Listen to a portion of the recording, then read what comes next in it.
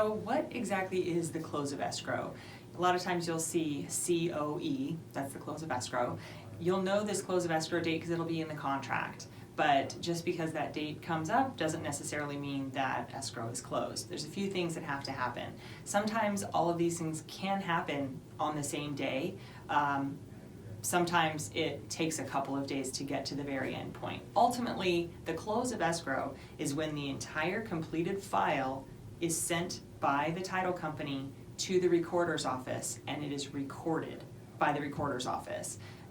That is the actual close of escrow. It's not when docs are signed, it's not when the buyer sends their final remaining funds, it's not when the lender funds the loan, it's when the file has been recorded at the recorder's office. That's when it's officially closed, keys can be handed over, it's a done deal. So just kind of to back up a little bit, anytime you're using a lender, for example, if it's cash, it's a lot easier. If it's a cash deal, as a buyer, you go in, you sign your documents, you wire your remaining funds.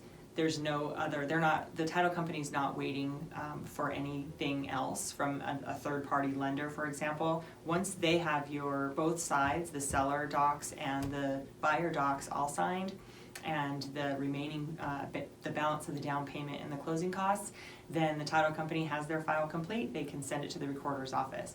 That can all happen in the same day where everybody signs and then they send, if they sign early enough in the morning, then the title company has time to send that file to record.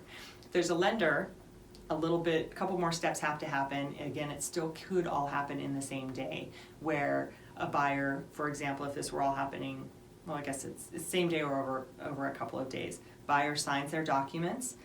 Within all those closing documents, the title company is going to give them wiring instructions for their balance, and they can go directly to the bank if they do it early enough in the morning. They can go directly to the bank, wire those remaining funds, the balance of their down payment and their closing costs. Once all those documents are signed, the title company sends the documents back to the lender. The lender then funds the loan, which is what they're loaning. They're going to fund that loan. That goes back to the title company. Once the title company gets the funds from the lender, they get the wire from the buyer of the balance of their closing costs. They have both signed parties' documents. They send the file completed to the recorder's office. Close of escrow, it records, done, deal. Most of the time, you're not going to have final recording confirmation until late afternoon, usually around 4 or 5 o'clock.